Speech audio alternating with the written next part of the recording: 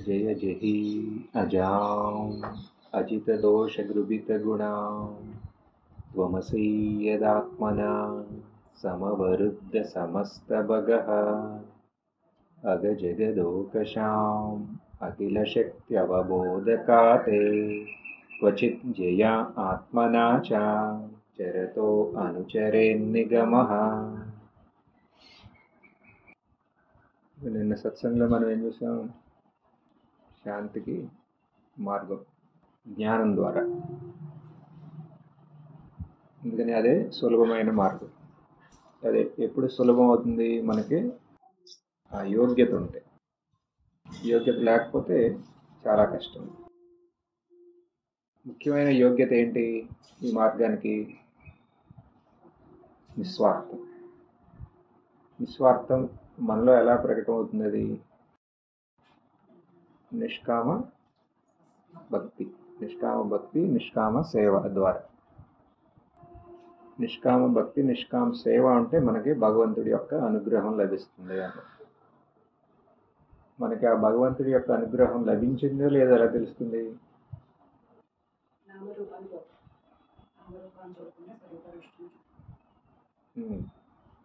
అసలు మనకి ఆయన అనుగ్రహం ఉందా లేదా?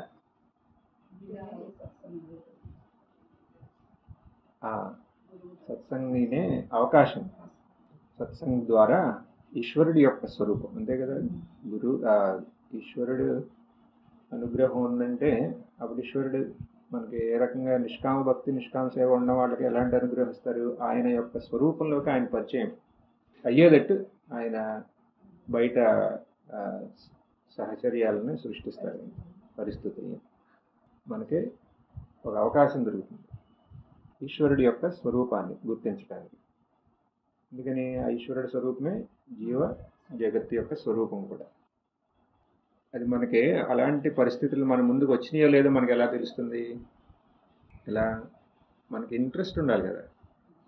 అక్కడ ఏదో ఒక పరిస్థితి ఏర్పడింది, అక్కడ స్వరూపం తెలుసుకునేది లాగా ఉంది, కానీ మనకి ఇంట్రెస్ట్ ఉండాలి కదా. అది మనకి ఇంట్రెస్ట్ ఉండాలి. ఇంట్రెస్ట్ దేనికి?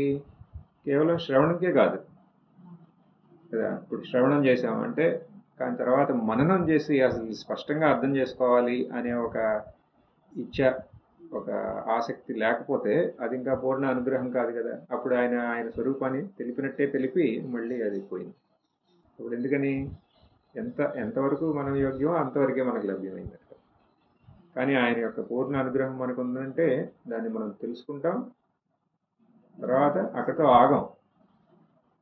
అది మనం సొంతం చేసుకుంటాం. దానికోసం మననం చేయాలన్నా, నిర్ధ్యాసం ఏం చేయాలన్నా సరే రెండు ముఖ్యం. నేను తెలుసుకున్నామని ఏదో తెలుసుకున్నామని కాదు, అది మన అనుభవాన్ని స్పష్టంగా గుర్తించాలి. సో ఈ మార్గానికి శ్రవణ మన నిర్ధ్యాసన మార్గం అయితే వీటిలో ముఖ్యమైన అడ్డంకులు ఏంటి? శ్రవణ మనన నిర్ధ్యాసన చేసేవాళ్ళకి నేను చెప్తున్నాను. ఇప్పుడు ఎక్కడి వరకు వచ్చామని చూడండి. అవునా? నిష్కామ భక్తి, నిష్కామ గురు, భగవంతుడి యొక్క అనుగ్రహం, తర్వాత శ్రవణం మన నిర్ధ్యాసనం చెయ్యాలి. చేసే పరిస్థితులు అన్నీ వచ్చినాయి. తర్వాత కూడా ఇంకేమన్నా అడ్డంకులు ఉంటాయా అంటే ఉంటాయన్న. నిన్న ఏంటి ఆ అడ్డంకులు? శ్రవణ మనన నిర్ధ్యాసనం చేస్తూ ఉన్న వాళ్ళకి కూడా కొన్ని అబ్స్ట్రక్షన్స్ ఉన్నాయన్న. ఏంటది?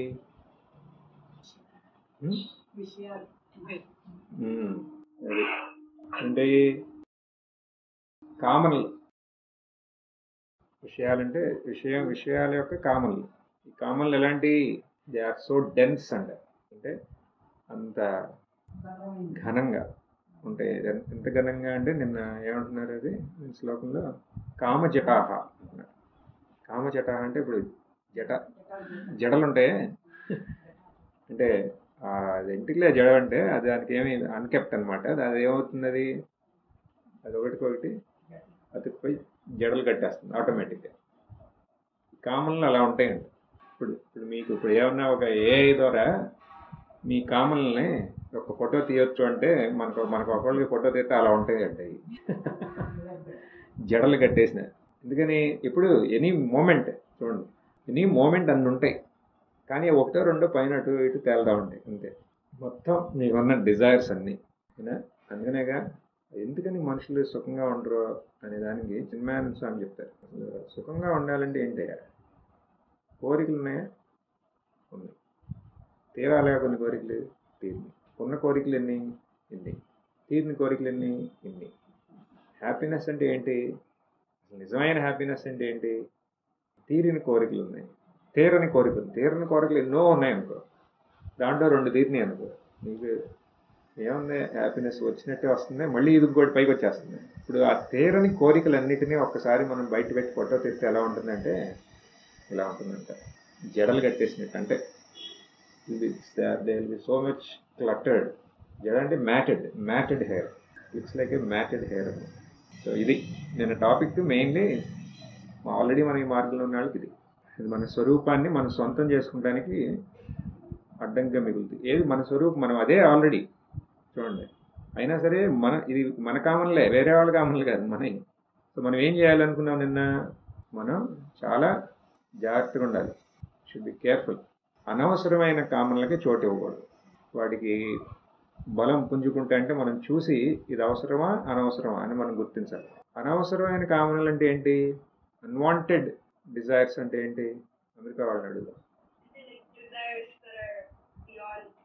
What are unwanted desires? To live a life, we need desire.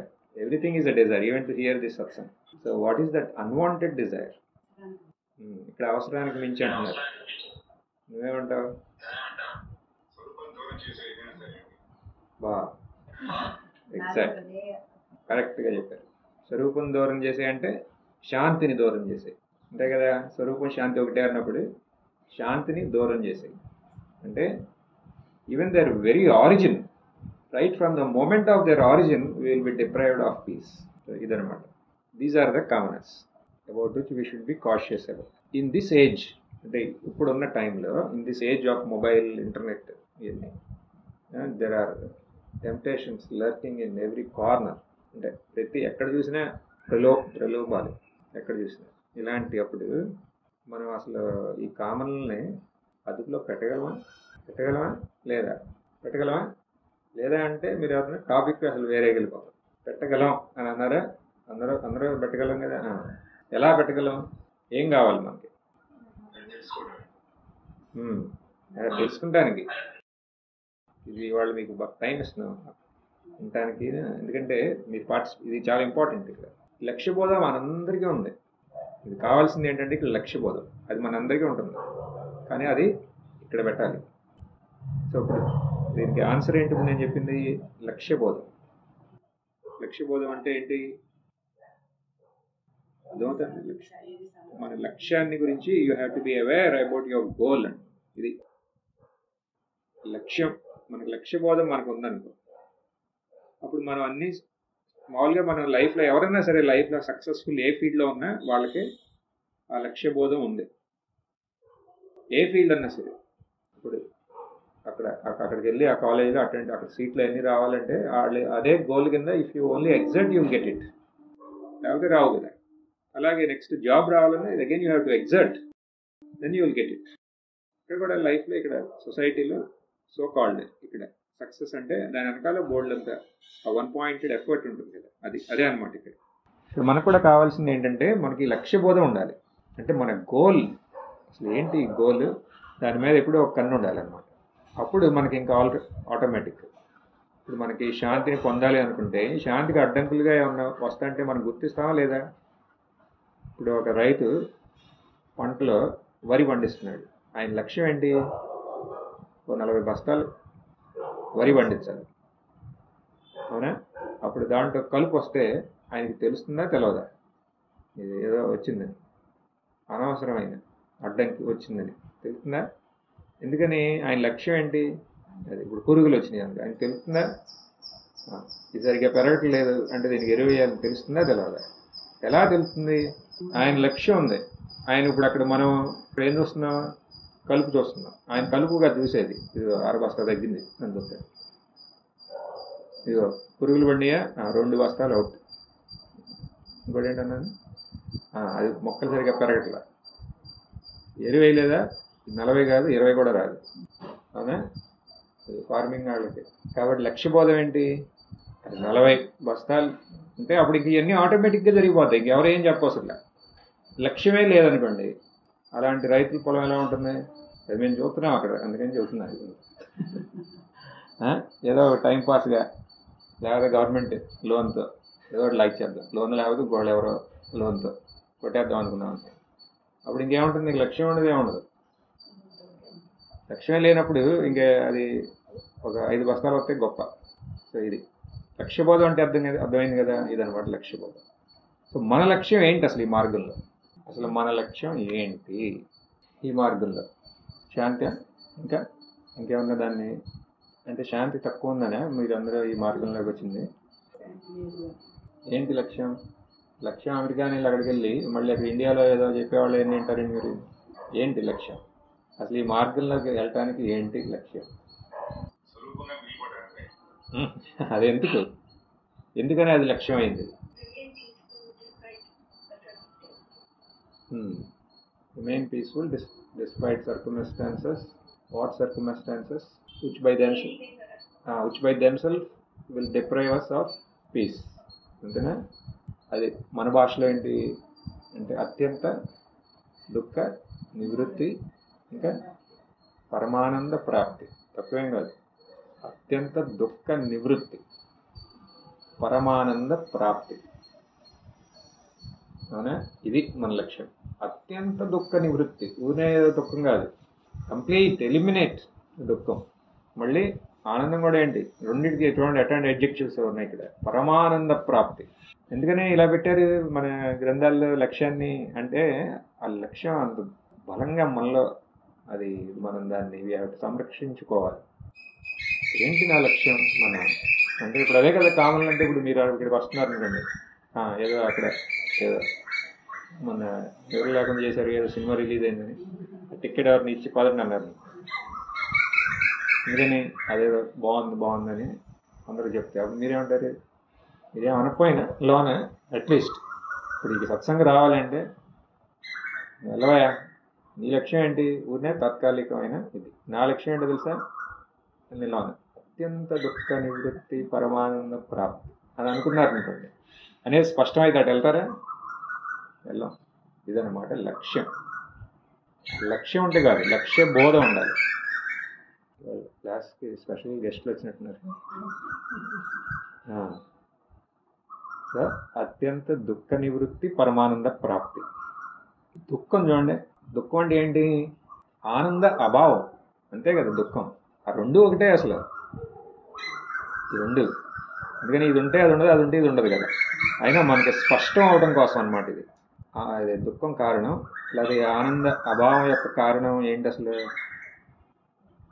దుఃఖానికి కారణం కోరికలు. ఇంకా అంతేకాదు. ఎందుకంటే ఇప్పుడు కోరికలు తీరలేదంటే కోరికలు రకరకాలు ఉంటాయి కదా, అసలు మన సత్సంగం రాలేదు.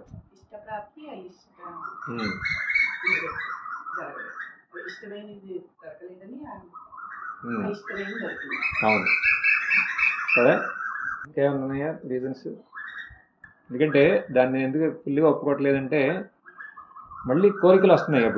ఇప్పుడు మనం ఏమంటున్నాం? మనకు అన్వాంటెడ్ డిజైర్స్ని ఎలిమినేట్ చేయాలి. మరి అలాంటప్పుడు మళ్ళీ అటు వెళ్తాం, వెళ్ళే అవకాశం ఉంది.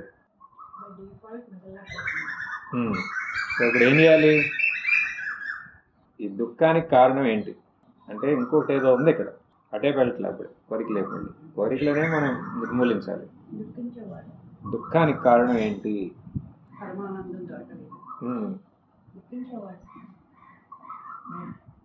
అదే ఏంటి? ఆయనకి ఎందుకు దుఃఖం వస్తుంది? నేనుకి లిమిటేషన్, భయం వల్ల. ఫియర్. దుఃఖం ఉంది అంటే అక్కడ ఏముందో చెప్పిన భయం. మనం చిన్నప్పటి నుంచి అనుకునే భయం కాదు, ఒక భయం ఉంది. ఈ భయమే కారణం. దేని భయం? వ్యక్తిత్వాన్ని నష్టపోతామేమోనని భయం. అహంకారాన్ని, వ్యక్తిత్వం అంటే అహంకారం, అహం పోతుందేమోనని ఒక భయం ఉంటుంది. ఇది దుఃఖానికి కారణం. ఎలా భయం దుఃఖానికి కారణం ఎలా అవుతుంది?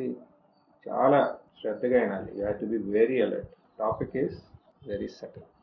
మనం అక్కడ కామన్లు అన్నిటిని జాగ్రత్తగా నియంత్రణలో పెట్టాలన్నాం కదా, అందుకనే అటు వెళ్తుందా దుఃఖానికి అది కారణం అని అంటారు.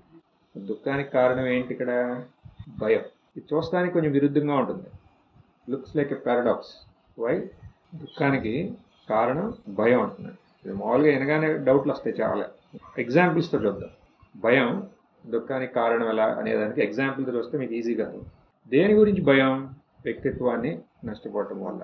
ఎందుకని ఇప్పుడు ఇందాక మీరే అన్నారుగా, వ్యక్తిత్వం పోతేనే ఈ నేను అనేది పోవాలి. కానీ అది పోగొట్టుకుంటానికే భయం అంటున్నాం ఇక్కడ. చూడండి, ఈ మార్గం ఎంత సింపుల్ అందరికీ తెలుసు. అయినా ఎందుకని ఇది పట్టుకుంది అంటే, ఇది ఇట్లాంటివి మనం అర్థం చేసుకోకపోవడం వల్ల. ఇప్పుడు వ్యక్తిత్వమే, ఇప్పుడు అందరికీ అంటారు కదా, నేను నేను అని ఉంది, అది తీసేయండి అంటారు. అది తీసేయండి, మేము రెడీ తీయటానికి అంటాం. కానీ లోన మనకి అది తీయటానికే భయం ఉంది. చూడండి, ఇంకెట్ట తీస్తాం? ఇంకేం శ్రవణం, ఏం మననం, ఏం నిర్దేశం. ఇదనమాట పారాడాక్స్ అనేది. అది మీకు ఇప్పుడు ఉందా అన్నాం అనుకోండి, మీరేమంటారు? లేదంటారు. ఇది ఎంత సూక్ష్మం అంటే, అది పోతుందేమో అని ఒక భయం కూడా ఉంటుంది, భయం రూపంలో. అది పోలా, ఇంకా పోతుందేమో. It's like impending loss of individuality. ఇంకా మనకు ఎగ్జాంపుల్ ఏది? ఎగ్జాంపుల్ కోసం మీరు వెయిట్ చేస్తుంటే ఎగ్జాంపుల్ మీరు చెప్తారు. ఇప్పుడు మీ జీవితంలో ఒక సాడెస్ట్ మూమెంట్ని మీరు గుర్తుపెట్టుకోండి. ఇప్పుడు వరకు ఇన్నేళ్లలో ఒక సాడెస్ట్ అంటే బాగా దుఃఖపడిన ఒక ఘటన, దానికన్నా ఇంకా ఎక్కువ ఉండకూడదు. ఇది కూడా కాదు, అన్నిటికన్నా ఎన్నో ఉన్నాయండి. ఒకటి జీవితంలో బాగా దుఃఖపడిన ఒక ఘటన ఉంటుందా? ఏం చెప్పొద్దు, కనుక కంగారు పడదు. కానీ మైండ్లో పెట్టుకోండి, మీకు అర్థం కావాలి. ఇది ఉదాహరణలాగా. సాధారణంగా ఏమై ఉంటుందంటే, సాధారణంగా ఎవరన్నా బాగా క్లోజ్గా ఉన్నాళ్ళు ఎవరన్నా చనిపోయినప్పుడు ఏంటి? దుఃఖం. లేకపోతే ప్రాపర్టీ, ఆస్తి నష్టం అయింది, అమితంగా ఆస్తి నష్టం. లేదా ఏదో ఒక అవకాశం వచ్చేస్తుంది అనుకున్న తర్వాత వచ్చినట్టే వచ్చి పోయింది. ఇవన్నీ దుఃఖానికి కారణం కదా. ఇంతేనా? ఇది కాకుండా వేరే ఏమైనా ఉందా మీరు మీ మైండ్లో పెట్టుకుందే? ఇంతేనా? ఇట్లోకి వచ్చారా? ఇంతేనా? ఇలాగే ఉన్నాయా? అది మీకు దుఃఖం ఎలా తీసుకొచ్చింది? How did that cause sadness for us? ఎలా అంటే, అక్కడ నేను అనే వ్యక్తిత్వం ఉంది కదా, ఉందా? నేను అనే వ్యక్తిత్వం, అది మనకు ఎంతో ప్రియమైనది. దానికి సపోర్ట్ పోయింది. ఎవరి నుంచి? ఏదైతే నష్టపోయామో, అది ఒక వ్యక్తి అన్నా కానీ, ఒక ఆస్తి అన్నా కానీ, ఒక పదవి అన్నా కానీ, ఏదన్నా కానీ, అది నష్టం జరిగినప్పుడు దాన్ని మనం చాలా అమితంగా స్నేహంగా దాన్ని పట్టుకూర్చున్నాం. ఏది? ఈ అహం పట్టుకూర్చున్నాం. అది నష్టమైనప్పుడు ఈ అహం ఏమవుతుంది? అది ఇట్ ఈస్ హర్ట్, దాన్ని కించపరిచినట్టు అయిపోయింది. అర్థమైందా? అది మనం తట్టుకోలేం. ఇప్పుడు ఎవరన్నా వాళ్ళు ఉన్నారు, ఎవరు భార్యకి ఒక భర్త, లేదా భర్తకి భార్య, ఎవరన్నా వాళ్ళు లేని వాళ్ళని ఎంతమంది చూస్తున్నాం గవాల్ని. అంటే నాకు 80-90 ఏళ్ళు కూడా తెలుసు. అది ఎట్టయినా ఒక రోజు వీళ్ళకి మైండ్ పనిచేయదు. ఎందుకని? అంతెందుకు మనకే తెలుసు కదా, మనకి బాగా వాళ్ళ అబ్బాయి చనిపోతే అది భరించలేక ఒక టైప్ ఆఫ్ ఇంకా లైఫే లేదనే లైఫ్ స్టేట్కి వెళ్ళిపోయారు. ఎందుకని అలా అవుతుంది? కొంతమంది ఎవడో రాజకీయ నాయకుడు పోయాడని బోల్డ్ మంది సూసైడ్ చేసి చచ్చిపోతారు. ఇంకా నేను బతకడం అనవసరం అని తేల్చేశారు వాళ్ళు. ఎందుకనంటే ఆ అహంకి కనెక్ట్ అయి ఉన్నారు వాళ్ళు. అప్పుడు ఒక అహం ఉందనుకోండి, నేను, నా వ్యక్తిత్వం ఉందా, ఈ వ్యక్తిత్వాన్ని ఆధారంగా చాలా ఉంటాయి. దాంట్లో ఒక మేజర్ పోర్షన్ అనమాట ఒక వ్యక్తి, ఇంకొక వ్యక్తి, ఆ వ్యక్తితో కనెక్టెడ్. ఇప్పుడు ఆ వ్యక్తి లేడనుకోండి, ఇక్కడ ఈ అహం, ఆ వ్యక్తిత్వం వాళ్ళ ద్వారా పొందుతుంది ఈ వ్యక్తిత్వాన్ని. అంత పార్ట్కి సపోర్ట్ లేదు ఇంకా. అప్పుడు దుఃఖమైనది, ఆ దుఃఖాన్ని తట్టుకోలేకపోతున్నారు. అంటే దాని అర్థం ఏంటి? ఫైనలీ ఈ ఎగ్జాంపుల్ ద్వారా మనం అర్థించాల్సింది ఏంటది? అహంకారం నష్టం అవుతుందేమో అని భయానికి కారణం ఇది, వ్యక్తిత్వ నష్టబోధం. ఇక్కడ మీకు ఒక సంశయం రావచ్చు, అది ఎట్టయినా అదేదో ఒక ఈవెంట్, మీ అందరూ ఎప్పుడో ఒక ఈవెంట్, దాంట్లో నుంచి బయటకు వచ్చేసాం కదా, ఎవరైనా వస్తారు. మరి అదే దుఃఖానికి కారణం అని ఎలా చెప్పగలుగుతారు? అదేదో one time event, how can it effect me later అని అంటే, ఇలాంటి లైఫ్లో చిన్న చిన్న ఈవెంట్స్ జరుగుతూనే ఉంటాయి. మన లైఫ్లో కాకపోతే వేరే వాళ్ళే. ఇప్పుడు మీకు సంతానం నష్టం ఏమి లేదనుకున్నాం, వేరే వాళ్ళ సంతానం నష్టం ఉంది కదా, మీకు తెలిసిన వాళ్ళదే, అవునా? దానివల్ల మీకేం నష్టం? ఏమో ఇలా జరిగితే అప్పుడు ఇదంతా అహంకారం యొక్క, వ్యక్తిత్వం యొక్క ఆట. ఇలాగే నాకు జరిగితే అని. అందుకని ఇప్పుడు వాడు ఎట్టపోయాడు? యాక్సిడెంట్లో పోయాడు. ఇప్పుడు మీ వాడు బయటకు వెళ్ళి అనుకోండి, 10 సార్లు చెప్తారు, బాబు జాగ్రత్త. ఎందుకు తెలుసా? వెనకాల ఇది, ఈ భయం. దేని యొక్క భయం? మనం ఏమనుకుంటాం, వాళ్ళ మీద ఎంతో ప్రేమ అనుకుంటాం. ఏం కాదు, మనకు భయం లోన. దేనికి? వాడికి ఏమైనా అవుతుందని కాదు, వాడితో కనెక్ట్ అయిన ఒక వ్యక్తిత్వం ఉంది, దానికి నష్టం అవుతుందేమో అని. అర్థమవుతుందా? ఇదే అన్నిసార్లు. అప్పుడు ఆస్తి నష్టం అయినా సరే, లేకపోతే మన దగ్గరలో ఎవరిన ఒకళ్ళ ఆస్తి పోతే అప్పుడు మనకు కూడా భయం. పక్కన ఎవడ ఇన్కమ్ ట్యాక్స్ రైడ్ అయిందని అప్పుడు మీకు భయం. మీకెందుకు భయం? ఏమో వస్తారేమో, వస్తే ఆస్తి నష్టం అవుతుంది కదా. ఆస్తి నష్టం అయితే ఏమవుతుంది? ఆ ఆస్తితో కనెక్ట్ అయినా నా వ్యక్తిత్వం నష్టం అవుతుంది. అంటే ఇప్పుడు దేని ఇదంతా ఎక్కడికి వెళ్తుంది? వ్యక్తిత్వం నష్టం అవుతుందేమో అని భయం. ఫెయిల్యూర్స్ ఇన్ పర్సనల్ లైఫ్, అంతేనా? ఇప్పుడు ఎన్ని కొత్తగా ఎన్ని రిలేషన్షిప్ ఇష్యూస్. ఇప్పుడు రిలేషన్షిప్ అంటే అందరితో, పార్ట్నర్తో, వాళ్ళ ఎవరితో, పిల్లలతో, లేకపోతే అత్తమావులతో, ఎన్ని రిలేషన్సే కదా. వీళ్ళందరితో ఏమవుతుందో ఏంటో. వాళ్ళలో చూడండి, వాళ్ళు డైవర్స్ ఇచ్చేసారు. అప్పుడు అలాగే మన పిల్లలకు కూడా అయితే అప్పుడు ఏమవుతుంది? పిల్లల గురించి కాదు మీ గొడవ ఇక్కడ. మరేంటి గొడవ ఇక్కడ? దేనికి? మన యొక్క వ్యక్తిత్వాన్ని. ఇప్పుడు ఎవరో అమెరికాలో ఎవరికో డైవర్స్ అయితే మీకు సంబంధమే లేదు, మీకేముంటుంది? ఏముండదు కదా. వ్యక్తిత్వం అంటే నేను, అహం, దానికి కించపరిచినట్టు అవుతుంది ఇవన్నీ. అదే భయానికి కారణం. అది అవుతుందేమో అని ఒక భ్రమ. అవుతుందేమో, you are assuming that it can happen to you. ఇదే భయానికి కారణం. భయానికి కారణం అర్థమైందా? దుఃఖానికి కారణం భయం. భయం ఎందుకు వస్తుంది అనేది ఇప్పుడు మనం చూసాం. ఎందుకు వస్తుంది? ఈ అహంకారం, ఈ వ్యక్తిత్వం నష్టం అవుతుందేమో అనే ఒక అపోహ. ఓకే, సో ఈ భయాన్ని ఎలా నిర్మూలిస్తాం? ఎందుకని? ఇది నిర్మూలించకపోతే మీకు దుఃఖ నివృత్తి, పరమానంద ప్రాప్తి ఉండదు. శాశ్వతంగా ఈ భయాన్ని తొలగించాలి. నేను చెప్పిన ఆ సూక్ష్మమైన అంశం అర్థమైందా? లేదా ఇంకేమైనా ఎగ్జాంపుల్స్ ఇవ్వాలా? అర్థమైందా? భయం పోతే కాదు, వ్యక్తిత్వం పోతుందేమోనని భయం. వ్యక్తిత్వం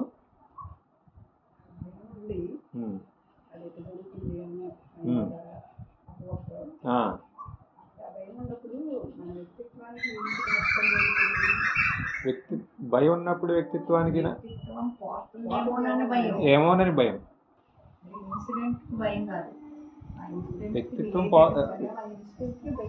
ఆ వ్యక్తిత్వం పోతుందేమోననే భయం ఇక్కడ. ఇప్పుడు అది జరిగిందనుకో, ఎవరినా ఇప్పుడు ఏమన్నా అయిపోయింది, అలాంటిది ఇప్పుడు అది అయిపోయింది, అది ఒక 10 రోజుల తర్వాత మీరు బయటకు వచ్చేసారు. తర్వాత ఏదో ఇక ఆయన స్వర్గానికి వెళ్ళిపోయాడులే, అది ఏదో అనుకున్నాం. అది ఆవిడ వెళ్ళిపోయిందిలే ఇంకా స్వర్గానికి అని అందరూ చెప్తే అది సరే సరే అని. కానీ ఇంకా బతుకున్నాళ్ళు బోల్డ్ మంది ఉన్నారుగా. ఇప్పుడు ఏమంటే మన అహంకారం ఏం చేస్తుంది? వెళ్ళిపోయిన వాళ్ళని వదిలేసి ఉన్న వాళ్ళ మీద ఎక్కడో ఒకసారి కంఫర్ట్ పట్టుకుంటుంది, అవునా? కానీ ఇప్పుడు అది ఆయన లేకపోతే ఆవిడ పోయినప్పుడు మనకి ఎంత బాధ వచ్చింది, ఆ బాధ లోన్ ఉంది కదా, ఆ మూమెంట్ అది ఒక సంస్కారం లాగా లోన్ ఉంటుంది. అలాగే మళ్ళీ ఏమన్నా అయితే ఉన్నాళ్ళని పట్టుకున్న వాళ్ళు ఎవరన్నా పోతే భయం. అంటే మీరు వాళ్ళ మీద ప్రేమ లేదు అన్నారు కదా, అంటే పోయిన వాళ్ళ మీద భయం లేదు, కానీ మీకు మీ వ్యక్తిత్వం పోతుందేమో అని భయం. మరీ ప్రేమ లేదండి అని అంటే కరెక్ట్గా అర్థం చేసుకున్నారు, కానీ నా నోటంటే నేను చెప్పలే. అదే అదే అదే అంటే వేరే వాళ్ళ గురించి కాదు, మన యొక్క మనం దాంతో వాళ్ళతో మనం కనెక్ట్ అయి ఉన్నామే. మమ వల్ల ఇది. మమ ఎందుకంటే అహం వల్ల. అహంకి నష్టం అవుతుందేమోనని ఒక భయం. క్లియరేనా? దీని గురించి ఆలోచించండి. సో దీన్ని ఈ భయాన్ని ఎలా తొలగించాలి? ఇలా మనం ఇప్పుడు శ్లోకానికి వెళ్దాం. 50th శ్లోకం. యో అస్య ఉత్ప్రేక్షక ఆది మధ్య నిధనే యో అవ్యక్త జీవేశ్వరో యః సృష్ట్వా ఇదం అనుప్రవిశ్య ఋషీణాం చక్రే పురశ్చాస్థితాః యం సంపద్య జహాతి అజాం అనుషయీ సుప్తః కులాయం యథా తం కైవల్య నిరస్తయోనిం అభయం ధ్యాయేత్ అజస్రం హరిం. కైవల్య ప్రాప్తి ద్వారానే మనం ఈ భయాన్ని నిర్మూలించగలం అంటున్నారు. కైవల్య నిరస్తయోనిం అభయం. కైవల్య ప్రాప్తి అంటే పరమ పదం యొక్క ప్రాప్తి ద్వారానే. కైవల్యం అంటే ఏంటి? కేవలం. కేవలం అంటే ఏంటి? ఏది కేవలం? అది ఏకమేవ అద్వితీయం. అంటే ఏంటది? మనం ఇప్పటివరకు చూసిన దాని ప్రకారం అదే మన స్వరూపం. ఆ కైవల్య ప్రాప్తి ద్వారానే మనకి ఈ భయాన్ని నిర్మూలించగలం. ఎందుకంటే కైవల్యం అంటే ఏంటి? కైవల్యం యొక్క స్వభావమే అభయం. ఇంకొక పేరు కైవల్యానికి ఏంటంటే అభయం. ఈ భయాన్ని పోగొట్టాలంటే శాశ్వతంగా ఈ అభయ స్వరూపమైన ఈ కైవల్య ప్రాప్తి ద్వారానే అంటున్నాం. ఎలా? దానికి మార్గం ఏంటి? కైవల్యాన్ని ఎలా పొందుతాం అంటే శ్లోకం ఏమంటున్నారు? తం కైవల్య నిరస్త యోనిం. అజ్ఞానాన్ని తొలగించాలి. మాయ అన్న, అజ్ఞానం అన్న, అవిద్య అన్న ఇవన్నీ ఉంటాయి. ఎందుకని? మొత్తం it is the source of all mischief. ఏంటో తెలుసా? ఇగ్నోరెన్స్. మొత్తం అంతటికి అంటే అల్లరికి కారణం మిస్చిఫ్ ఏంటి? అవిద్య. దాన్ని నిర్మూలించాలంట. ఎలా నిర్మూలిస్తాం? ఏదైనా సరళ మార్గం ఉందా? సరళ మార్గం ద్వారా మనం ఈ అవిద్యను నిర్మూలించి, ఎలాంటి అవిద్య? ఇది అనాది అయిన అవిద్య. దాన్ని నిర్మూలించాలి. ఏంటి సరళ మార్గం? సరళం. సరళం అంటే ఎంత సరళం అంటే సరళం కన్నా సరళం, ఈజియెస్ట్. మనందరికీ ఒక మార్గం తెలుసు. ఎంత దుఃఖం వచ్చినా సరే, ఎంత దుఃఖం ఉన్నా సరే చాలా సరళంగా దాన్ని మనం అధిగమించగలం. మనందరికీ తెలిసిన మార్గం ఒకటి ఉంది. ఒక క్లూ ఏమైనా, కానీ అది చాలా టెంపరీ. అది ఎంత కష్టాల్లో ఉన్నా ఇది మనతోనే ఉంటుంది. ఇప్పుడు మన సొంత వాళ్ళు ఎవరన్నా పోయినా సరే మనం దీనివల్ల దాని నుంచి బయటకు వచ్చేస్తాం. ఏంటది? అంతేనా? ఇక్కడ మా వాళ్ళందరూ చెప్పేశారు. మీకు వెలిగిందా? ఏంటది? నిద్ర, సుషుప్తి, డీప్ స్లీప్. అవునా? ఎంత సరళం అది. ఎంత కష్టం ఉన్నా నేను చూస్తాను. అప్పుడప్పుడు మీరు చూసే ఉంటారు. ఎవరైనా పోయారు, గవర్నమెంట్ హాస్పిటల్లో పోయారు, వాళ్ళు కోపం వచ్చేస్తుంది ఏమంటే. అంతేగా ఎవరికైనా పోగానే కోపం. మేము తీసుకెళ్ళాం, ఈ బాడీ మేము తీసుకెళ్ళాం అంటే తీసుకెళ్ళామని ఏడ్చి గొడవ చేస్తూ ఉంటారు. తర్వాత రాత్రి మేము అటు డ్యూటీలో అటు తిరిగితే అందరూ పొడుగుని ఉంటారు. అలాగే నిద్రపోతాయి. మళ్ళీ పొద్దున్న లేచి మళ్ళీ గొడవ.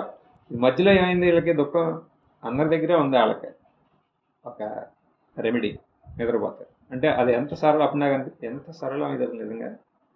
ఊరినే పడుకుంటే అసలు ఏ దుఃఖం లేదు, హాయిగా పడుకుంటారు. ఇప్పుడు అమ్మ కొట్టు సత్తారు అనుకోండి, వైఫ్ హస్బెండ్ టక్ కొట్టు సత్తారు అంటే ఇంటి పక్కన అందరికీ వినపడేది. తర్వాత శాంతంగా ఇద్దరు పడుకుంటారు. ఏ దుఃఖం లేదు. మళ్ళీ లేచే వరకు. ఇది సరళమైన మార్గం. అంటే ఇంతకన్నా ఇది ఇలాంటి మార్గం ఏమన్నా ఉందా? ఇప్పుడు మనకి ఇంత సరళమైన మార్గం ఉందా అని అడుగుతున్నాం. ఇప్పుడు దాని ద్వారా అవిద్యను నిర్మూలించాలి. అవిద్యను నిర్మూలించామంటే కైవల్యం ప్రాప్తం అవుతుంది. కైవల్యం ప్రాప్తమైందంటే అభయం వచ్చేసింది. అభయం పోయిందంటే ఇక భయమే లేదు. భయమే పోయిందంటే అత్యంత దుఃఖ నివృత్తి, పరమానంద ప్రాప్తి. దానికి సరళమైన మార్గం ఉందా అని అడుగుతున్నాం. అందుకనే సరళమైన మార్గం ఏమంటున్నారు శ్లోకంలో? అనుషయీ సుప్త కులాయం యథా అంటున్నారు. ఏంటి ఆ మార్గం అంటే? అలాంటిది ఉంది. అదేంటంటే సంపద్య అంటున్నాం, శరణాగతి అంటున్నారు. ఎవరికి శరణాగతి? భగవంతుడు. ఎందుకని? ఏంటని గొప్ప? అన్నిటికన్నా మహత్తరం, ద గ్రేటెస్ట్ వన్కి మనం చేయాలి కదా. ఇలాంటి కెపాసిటీ ఎవరికన్నా ఉందంటే you have to do it for the greatest. Greatest అంటే అంతకన్నా ఇంకా గొప్ప విషయం ఇంకొక లేదు. దానికి మనం శరణాగతి ఎలా చేయగలం? అది ఎవరో అంత greatest one, greatest of the greatest ఎవరు? ఆయన ఆవిడ ఎవరు? శ్లోకం ఏమంటున్నారంటే హరిం ఏమంటున్నారు? హరి ధ్యాయేత్ అజస్రం హరిం. శ్లోకం ఏముంటుంది? శరణాగతి ధ్యాయేత్ అజస్రం అంటే మీరు ధ్యానం చేయండి. హరి మీద ధ్యానం చేయండి. ఎలాంటి ధ్యానం? అజస్రం అంటే విరామం లేకుండా హరిని ధ్యానిస్తే మీకు అన్ని దుఃఖాలు సరళంగా పోతాయి. సో మనం ఇప్పుడు హరిని ధ్యానిద్దామా? హరి అంటే ఎవరు? చతుర్భుజ, శంకు, చక్ర, గదా, పద్మధార్య, లక్ష్మీకాంతుడా, నారాయణుడా, విష్ణుమూర్త. ఆయనే అయితే మనం ఆయనగా ధ్యానం మొదలెట్టాలి. విరామంగా, incessantly, all waking hours. Is it easy or difficult? ఈజీయా డిఫికల్టా? ఈజీ అంటున్నారు ఇక్కడ ఎవరు. ఏమన్నా ఒక రోజు శంకు, చక్ర, గదా, పద్మధారిని ధ్యానించాలి ఆల్ వేకింగ్ అవర్స్. మన వృత్తిని ఆయన రూపంతో ఒకటి చేయాలి. కష్టమా? అమితమైన ప్రేమ ఉన్న మహాత్ములకి తప్ప మన వల్ల అవుతుందా అది? మరి సరళ మార్గం అని చెప్పి ఇక్కడ తీసుకొచ్చారేంటి? కష్టమే కదా ఇది కదా. సరళ మనసు ఉన్నాళ్ళు ఈజీగా చెబుతారు. కష్టమా సుఖమా ఇది? కష్టం. మరి ఎందుకని కష్టమైన మార్గం చెబుతున్నారు? సరళ మార్గం చెప్పాలి కదా అంటే ఏదో మనం మిస్ అవుతున్నాం ఈ శ్లోకంలో. శ్లోకం సరళ మార్గమే చెబుతుంది, కానీ ఎక్కడో మనకే పొరపాటు అయింది. ఏంటది? మనం అదని we have to rediscover that greatest one. మనం గుర్తించాలి, ఎక్కడో మిస్ కొట్టాం ఏదో. ఎవరైనా అంత మహత్ వైభవం ఉన్నది ఏంటిది? వాళ్ళ మీద మనం అంటే ఈ చతుర్భుజం ఈయన కాదా అన్నాం అనుకోండి, ఈ మహత్తరమైన ఇది ఏంటి అనేదానికి నిర్వచనం చూడాలి ఈ శ్లోకంలో. అన్నిటికన్నా మహత్తరమైంది అంటే శ్లోకం ఏమంటానంటే ఋషీనాం చక్రే పురశాస్తితాః అంటే ఏదైతే ఈ సృష్టి మొత్తానికి కారణమో, ఇప్పుడు మనం అందరం అనుకునే బ్రహ్మదేవుడు అంటామే, ఆ బ్రహ్మదేవుడికి కూడా కారణమైంది ఏదో ఉంది. ఈ కనపడే సమస్త జీవజాలం అంటే both living and non living entities అన్నిటినీ సోర్స్ ఏదైతే ఉందో అదే అన్నిటికన్నా మహత్తరమైంది. ఆయనకి మనం శరణాగతి పొందాలని చెబుతుంది. అంతేకాదు యోగస్య ఉత్ప్రేషక అంటాను. అంటే ఏంటి? ఆ మహత్తరమైంది అన్నిటినీ సాక్షిగా అన్నిటినీ తెలుసుకునేది అదే. సర్వజ్ఞుడు అంటామే మనం, అలా అన్నీ తెలుసుకుంటుంది అది. దానికి తెలవంది ఏమీ లేదంట. తస్య భాష సర్వమిదం విభాతి. ఏంటది? అలా ఏం గుర్తొచ్చిందా? తస్య భాష సర్వమిదం విభాతి ఎన్ని ఉపనిషత్తుల్లో అవుతుంది? 3 ఉపనిషత్తులో వస్తుంది. అన్నిటినీ ప్రకాశించేది అదే. మనం ఏమనుకుంటున్నాం? సాధారణంగా అన్నిటినీ తెలుసుకునేది శరీరం అనుకుంటున్నాం. శరీరం మనసు కాదు కదా, అది మనకు తెలుసు. అది చాలా బ్లండర్ అంటున్నాం. శరీరం మనసు కాదు. ఎందుకని? ఈ శరీరం మనసు అనేది జడం, దానికి ఒక వ్యక్తిగతమైన అస్తిత్వం లేదు వాటికి. అంటే వీటికన్నా అతీతంగా ఏదో ఉంది. దానివల్లే ఇవన్నిటికీ ఈ చైతన్యవత్ అవుతున్నాయి. అంటే వాటి వెనకాల ఏదో ఈ Chaitanya the source of consciousness ఏదో ఉంది వీటన్నిటికీ చైతన్యం ప్రదానం చేయడానికి. అదే అన్నిటికన్నా మహత్తరమైంది అంటాను శ్లోకం. అంటే ఆగట్లే ఇంకా. ఆది మధ్య నిధనే, అది ముందు ఉంది, ఇప్పుడు ఉంది, తర్వాత ఉంటుంది. అన్ని అవస్థల్లోనే ఉంది. జాగ్రత్త స్వప్న సుషుప్తుల్లోనే పుట్టుక నుంచి పోయే వరకు ఉంది. అది లేకుండా అసలు మనం ఉన్నామని కూడా మనం అనలేము. ఇక్కడ కూడా ఆగట్లా. ఇంకొక కారణం చెబుతాను శ్లోకం. ఏంటది? సృష్ట్వా ఇదం అనుప్రవిశ్య అంట. ఇదే శ్లోకంలో ఇన్ని హింట్స్ ఇస్తుంది. ఏంటి? ఇదంతా సృష్టించి మళ్ళీ దాంట్లోనే అనుప్రవేశించారంట. అంటే ఏంటి అది? అభిన్న నిమిత్త ఉపాదాన కారణం. ఏదన్నారుగా అభిన్న నిమిత్త ఉపాదాన కారణం. ఏంటిది? మన అనుభవం ప్రకారం ఈ మహత్తరమైంది ఏంటి? ఎన్నిటికీ సూట్ అవ్వాలి అది. అది మన అనుభవంలో ఏంటది అంటే అర్థమైందా? సృష్టివా ఇదం అనుప్రవిశ్య అయి ఉండాలి అది. ఇంకా ఆది మధ్య నిధనే, ఎల్లప్పుడూ ఉండాలి అది, ఎల్లవేళలా. యోగస్య ఉత్ప్రేషక, అన్నిటినీ గమనించేది అయి ఉండాలి, అన్నిటికీ చైతన్యం ప్రదానం చేసేది అయి ఉండాలి.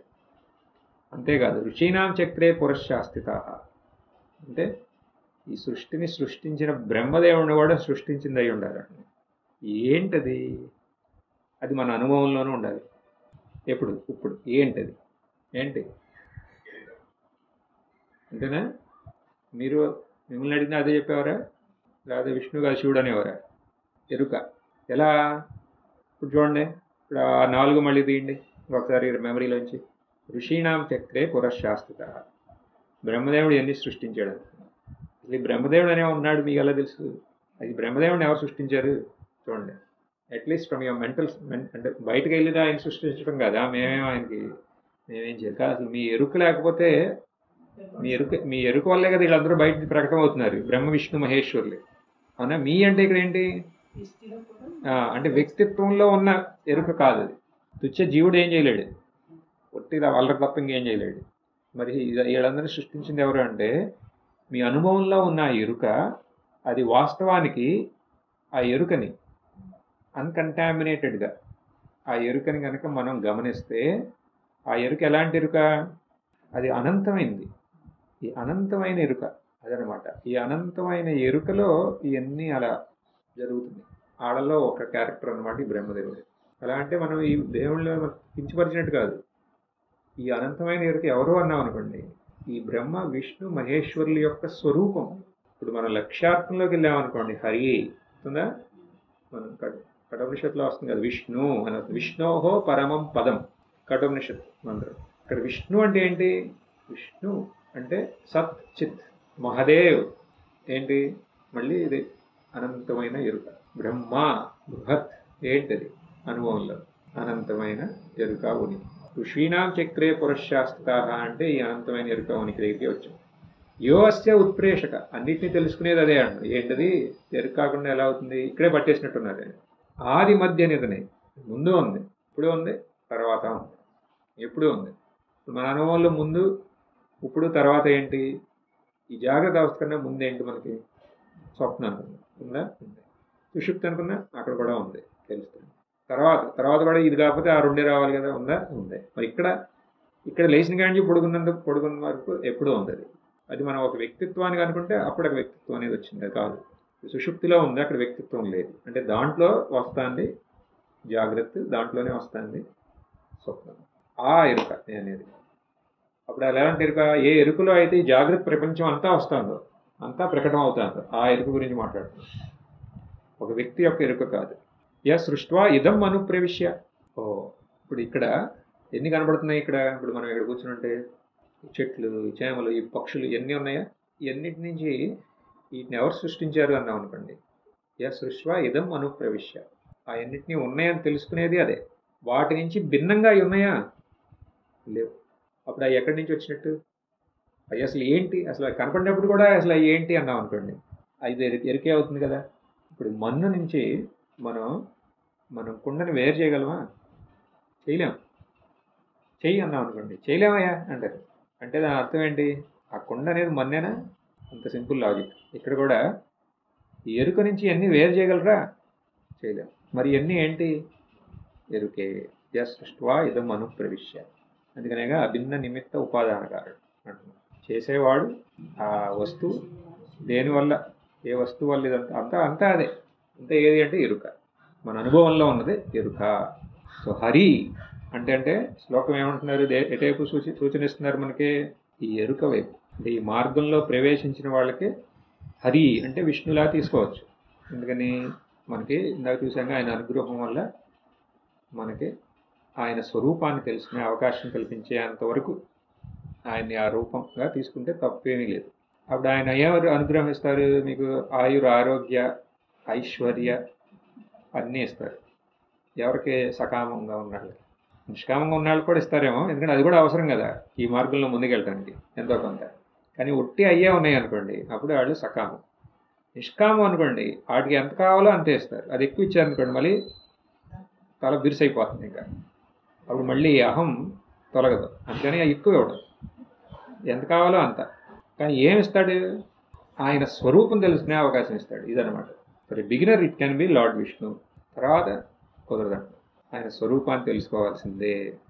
ఎవరైతే వాళ్ళ గురువు ద్వారా వాళ్ళకి వాళ్ళ స్వరూపంలోకి పరిచయం అయ్యిందో వాళ్ళకి హరి అంటే ఏంటి అంటే ఈ అనంతమైన ఎరుక ఉనికినే. ప్రహ్లాదులు కూడా ఇలాంటి డెఫినేషనే చెప్తారు.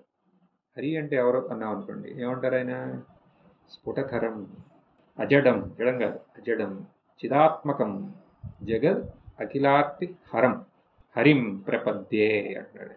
ఎవరు హరి, ఎవరో మనందరికీ బాగా పరిచయం ఉన్న ప్రహ్లాదుడే. స్ఫుటతరం అంటే స్పష్టంగా మన అనుభవంలో ఉన్నవాడు, క్లియర్లీ మేనిఫెస్టింగ్. స్ఫుటతరం.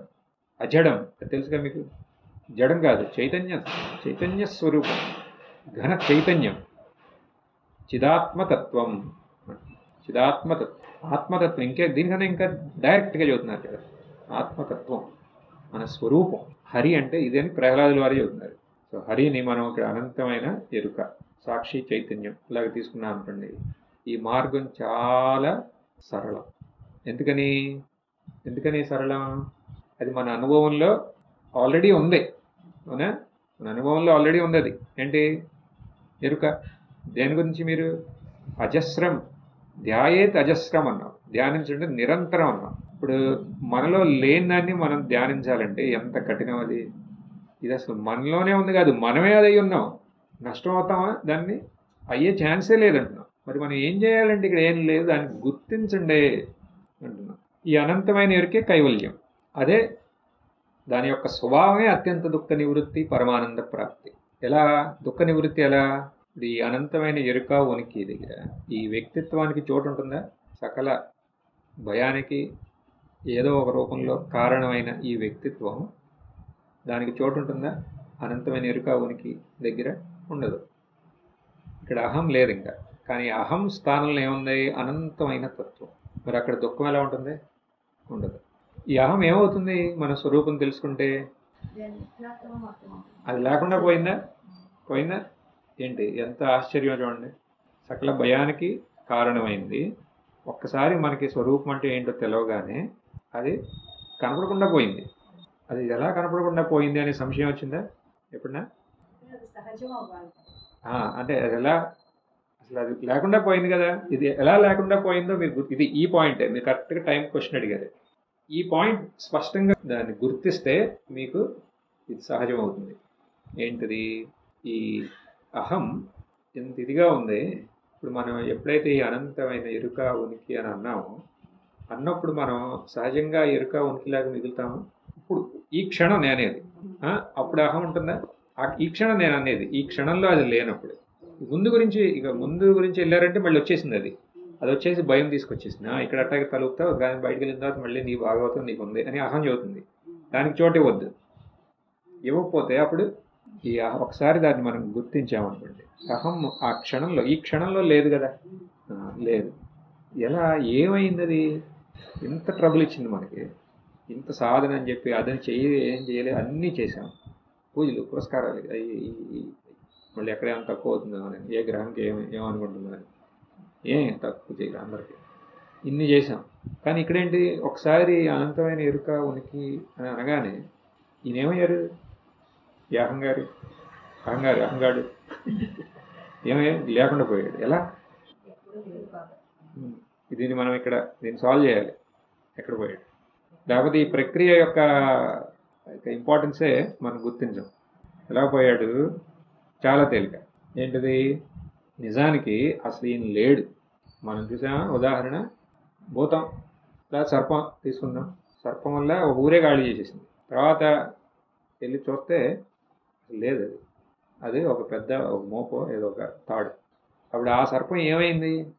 అసలు లేదు. అది ఇక్కడ మనం ఈ అహం మనం ఈ సత్సంగం విన్నప్పుడు లేకపోతే అది అసలు లేకుండా లేదు. తర్వాత గురించి వదిలేయండి, అది లేదు కదా. ఎందుకు లేదంటే అసలు అది నిజంగా లేదు. సహజం అవ్వాలంటే అది అసలు నిజంగా లేదు అంటున్నాం.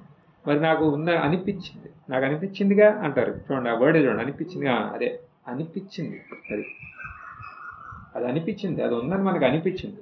మరి అనిపించింది, ఒట్టి అనిపించింది అంత దుఃఖానికి కారణం అవ్వగలదా? అబ్బో, ఎందుకు అవ్వదు? ఎన్నో అవుతున్నాయి అలా మన లైఫ్లో. సగం దుఃఖానికి కారణం మన అపోహలే. అలాగే ఈ అహం ఉందని అనుకున్నాం, అదే ఈ దుఃఖానికి మొత్తానికి కారణం. అప్పుడు మీరు అడుగుతారేంటి, ఈ ప్రపంచం మొత్తం దాని యొక్క అహం యొక్క ప్రభావంలో ఉంటే మీరు ఎలా అనగలుగుతున్నారు అది లేదని? అసలు లేదంటున్నాం. ఓకే, నాకు లేదు, మరి వేరే వాళ్ళందరికీ ఉందిగా. అంటారు. అది అసలు ఉందా లేదా? లేదు. వాళ్ళు ఉందని అని అనుకుంటున్నారు. మనం విచారణ ద్వారా ఆ భ్రమ నుంచి బయటకు వచ్చేసాం అంతే. నిజంగా అది లేదు, కానీ వాళ్ళు ఇంకా ఉంది అని అనుకుని దానికి బలం ఇస్తున్నారు. కానీ దానివల్ల వాళ్ళకి భయం, దానివల్ల వాళ్ళకి దుఃఖం, దానివల్ల వాళ్ళకి ఆనందం లేకుండా పోయారు. మనం ఏం చేసాం? అది భ్రమ అని తెలుసుకున్నాం. అది తెలుసుకుంటే అది సహజం. ఇప్పుడు అక్కడ పాము లేదు అనేది మనం ఇక్కడ ధ్యానం మొదలెట్టామనుకోండి, అది సహజం అవ్వదు. అది చేసినంతసేపు ఉంటుంది, తర్వాత ఉండదు. అసలు లేదు, అసలు అవకాశమే లేదు అన్నప్పుడు మనం ఇంకా ఊరిని ఒకసారి లేచి ఒక నవ్వుకోవాలి. అక్కడ ఏమని? లేని దానికి ఇంత బాధపడ్డాను నేను, అంతే. ఇక్కడ కూడా అంతే. అది సహజం అవ్వాలంటే అసలు ఇది లేదుగా, ఉంటే కదా అని గుర్తిస్తే అప్పుడే సహజం అవుతుంది. ఎప్పటి వరకు మనం ఇది గుర్తించి మన విచారణ చేసి దాని యొక్క మిథ్యాత్వం గుర్తించినంత వరకే దాని ఆట అంతా. తర్వాత అది లేదు. అది ఎక్కడికి వెళ్ళింది అన్నాం అనుకోండి, ఎక్కడికి వెళ్ళింది? ఎక్కడికి వెళ్ళా, ఎందుకని అది లేదుగా. అది అనమాట. లేనప్పుడు కానీ అది ఉందని అనుకున్నాం, కానీ ఇప్పుడు అది లేదు అని గుర్తించాం. దానివల్ల దుఃఖ నివృత్తి అయింది. మరి పరమానంద ప్రాప్తి ఎలా వస్తుంది? అనంతం కదా. ఈ ఎరుక అనంతం. అనంతం అంటేనే ఆనందమా? భూమావై సుఖం అంటే ఇప్పుడు మన లక్ష్యం, మన మార్గం యొక్క లక్ష్యం అత్యంత దుఃఖ నివృత్తి, పరమానంద ప్రాప్తి. అది మన అనుభవంలో ఉందే, ఎప్పుడూ ఉంది. అది దానికి ఎప్పుడు నష్టం జరగదు. ఎందుకని అది మనమే అయి ఉన్నాం కాబట్టి. మనం ఓన్లీ గుర్తించాలి. మనమే అయి ఉంటే ఇంక చేయాల్సింది ఏంటి? గుర్తించాలి. మరి దానికి విరుద్ధంగా ఉన్న అహం అనేది అసలు ఎప్పుడూ లేదు, అది కూడా గుర్తించాలి.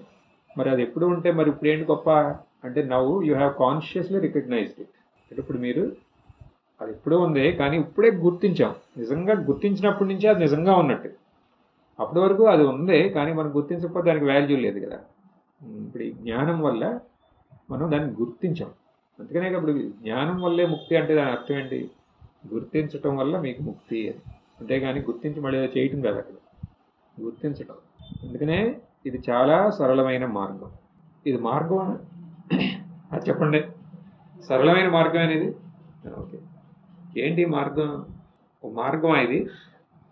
మార్గం అంటే ఏంటి? ఇప్పుడు మీరు ఇక్కడ ఉన్నారు, ఇక్కడి నుంచి అక్కడికి వెళ్ళాలండి. ఇప్పుడు మన గోల్ ఏంటి? ఈ అహం లేకుండా అవటం, అంతేనా? దానివల్ల మనకి పరమమైన శాంతి వస్తుంది. కానీ దానికి మార్గం ఏంటండి అన్నది. మార్గం ఏంటంటే అది లేదని గుర్తించండి, అది మార్గం అన్న. దాని తర్వాత మార్గం ఏంటంటే అని అడుగుతారు ఎవరన్నా.